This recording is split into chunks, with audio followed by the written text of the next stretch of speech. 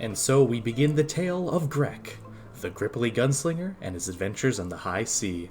Greck was the son of the Fiend Keeper of the Fly-Snatching tribe. Greck was set to inherit the title and the role, but Greck, one for larger game, wanted more than just hunting bugs and warding off minor spirits. Greck wanted to hunt down the largest game, to prove himself that he was the greatest hunter who ever lived.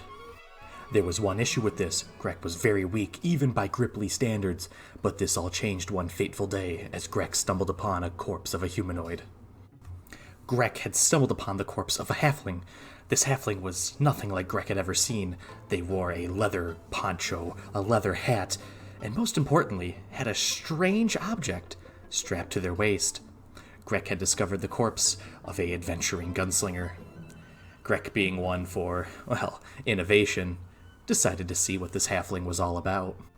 Greck was confused by this strange metallic object. It looked almost like a strange crossbow, something Greck had seen once before as a human wandered into his swamp. Greck had been quite a dexterous fellow, although he was so weak he couldn't even draw the weakest bow his tribe used to hunt. Greck decided to pull the trigger and see what happened. A loud thunder crack followed the pull of the trigger, and a fist-sized hole was now in a nearby tree. Greck had found it. Greck had found the solution to all of his problems. He knew what he had to do. Disrespect the body and take everything off of it. This halfling had quite a bag of tricks on him. Bullets, gun, repair tools, and even a note from some fellow named Zhu Ko.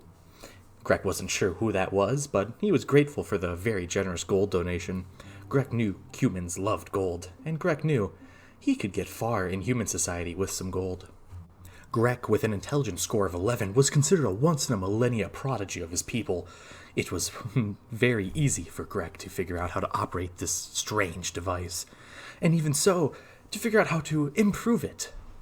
Greck knew he was going to do great things and fell many a greater beast than some large fly or mosquito.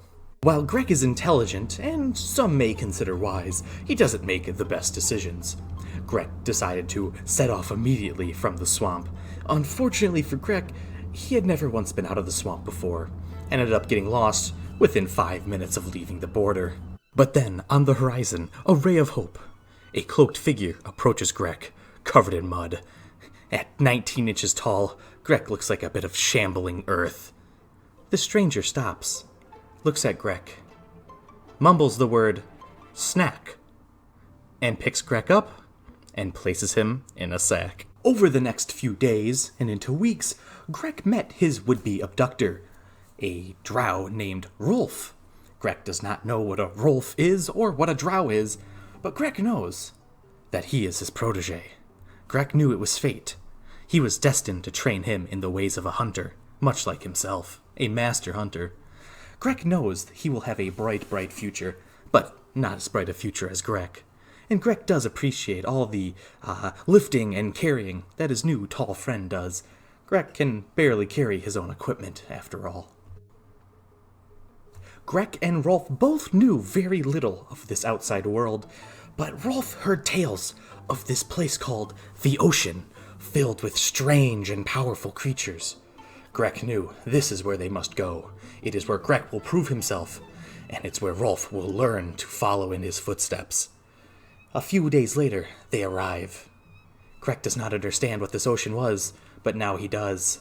It is the world's largest lake, and Greck can't wait to conquer it.